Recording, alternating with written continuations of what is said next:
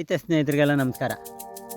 ನಾವು ಯಾವುದೂ ಖರ್ಚು ಮಾಡದೆ ಬೆಳೆಯೋಕ್ಕೆ ಎಷ್ಟೋ ತರಕಾರಿಗಳು ರೈತರಿಗಿದ್ದಾವೆ. ಆದರೆ ನಾವು ಅದನ್ನೆಲ್ಲ ಮೂಲ ಮರೆತು ಬಿಟ್ಟಿದ್ದೀವಿ.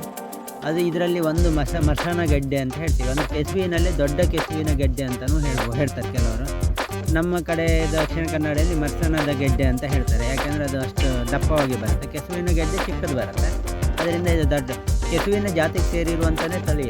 ಆದರೆ ಇದಕ್ಕೆ ಇದಿವಾಗ ತುಂಬ ಮೊದಲು ನಾವು ಚಿಕ್ಕ ವಯಸ್ಸಿರುವಾಗ ಎಲ್ಲರ ಮನೆಯಲ್ಲಿ ಎಲ್ಲ ಕಡೆನೂ ಬೆಳೀತಾಯಿತ್ತು.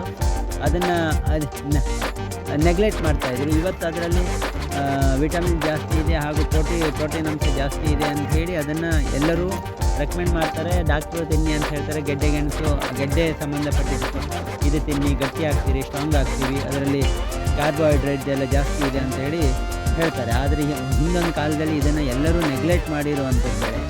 ಎಲ್ಲಿ ಬೇಕಲ್ಲಿ ಹಬ್ಬ ಹರಿದಿನಕ್ಕೆ ಯಾವಾಗಂದರೆ ನಮ್ಮಲ್ಲಿ ಕதிರು ಕಟ್ಟುವಂಥ ಹಬ್ಬ ಬಂದಾಗ ಆ ಹಬ್ಬದಲ್ಲಿ ಮಾತ್ರ ಇದ್ರ ಪಲ್ಯ ಮಾಡ್ತಾಯಿದ್ರು. ಅದರ ನಂತರ ಜಾಸ್ತಿ ಯಾರೂ ಉಪಯೋಗಿಸ್ತಾ ಇಲ್ಲ ಇತ್ತು. ಕೆಲವೊಂದು ವರ್ಗದ ಜನರು ಬಿಟ್ಟರೆ ನಿರಂತರವಾಗಿ ಯೂಸ್ ಮಾಡೋದು ಬಿಟ್ಟು ಮತ್ತೆ ಯೂಸ್ ಮಾಡ್ತಾ ಇಲ್ಲ. ಇವತ್ತು ಇದಕ್ಕೆ ಬೇಡಿಕೆನೂ ಬರ್ತಾ ಇದೆ. ಅದ್ರ ಜೊತೆಗೆ ನಮ್ಮದು ಎಲ್ಲ ಕಡೆಯೂ ಗಡ್ಡೆಗೆ ತುಂಬ, ಯಾಕೆಂದರೆ ಗಡ್ಡೆ ಬೆಳೆಯೋದು ತುಂಬ ಸುಲಭದ ಕೆಲಸ. ಅದಕ್ಕೆ ಸ್ವಲ್ಪ ಸ್ಟಾರ್ಟಿಂಗಲ್ಲಿ ಹಂದಿ ಮತ್ತು ಇವೆಲ್ಲ ಇಲ್ಲ ಅಂದರೆ ಅದು ತುಂಬ ಈಸಿ ಕೆಲಸ.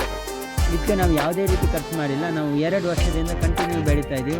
ಆದಷ್ಟು ಇದು 30-40 kg ಬರ್ತಾ ಇರುತ್ತೆ. ಅದೇ ಗಡ್ಡೆ ಇದು ಮಾಡ್ತೀವಿ, ಅದನ್ನು ಅಲ್ಲೇ ಹಾಕ್ತೀವಿ ಅಷ್ಟು, ಮತ್ತು ಬೇರೆ ಏನೂ ಮಾಡೋದಿಲ್ಲ. ಅದನ್ನು ತುಂಬ ಇನ್ನೂ ಚೆನ್ನಾಗಿ ಜಾಸ್ತಿಯಾಗಿ ಮಾಡಿದ್ರೆ, ಅದನ್ನೇ ಇದಾಗಿ ಮಾಡಿದ್ರೆ ಅದಕ್ಕೂ ಮಾರ್ಕೆಟಿಂಗ್ ಮಾಡ್ಬೋದು.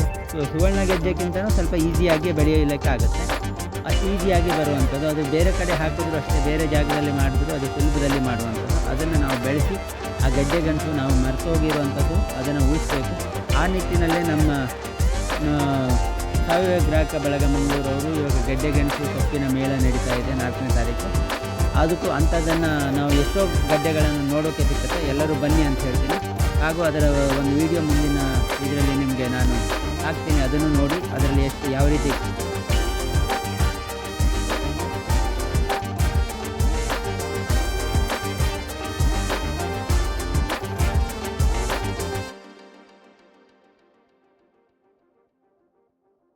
ನಾವು ಚಿಕ್ಕ ವಯಸ್ಸಲ್ಲಿ ಮಳೆ ಬಂದರೆ ಆವಾಗ ಶಾಲೆಗೆ ಹೋಗುವಾಗ ಅವಾಗ ಕೊಡೆ ತಗೊಳ್ಳಿಕ್ಕೆ ಕಷ್ಟ ಆದಾಗ ಇದ್ರ ಎಲೆಗಳನ್ನು ನಾವು ಯೂಸ್ ಮಾಡ್ತಾಯಿದ್ದು. ಇದ್ರ ಎಲೆಗಳನ್ನು ತಲೆಯಲ್ಲಿ ಇಟ್ಕೊಂಡು ಹೋಗ್ತಿದ್ದು. ಯಾಕೆಂದರೆ ಇದ್ರ ಎಲೆಯಲ್ಲಿ ಒಂಚೂರು ನೀರು ಬರ್ತಾ ಇಲ್ಲ ಇದೆ. ಆ ಥರ ಎಲೆ ಇಟ್ಕೊಂಡೆಲ್ಲ ಹೋಗಿದ್ದಂಥದ್ದು ನೆನಪುಗಳು ಇವತ್ತು ಎಲ್ಲರದ್ರೂ ಕೊಡೆ ಆಗಿದೆ. ನಮ್ಮದು ಹಳೆಯ ಯಾವ ಜೀವನಗಳು ಇವತ್ತಿಲ್ಲ, ಎಲ್ಲ ಮರೆತು ಬಿಟ್ಟಿದ್ದೀವಿ ನಾವು.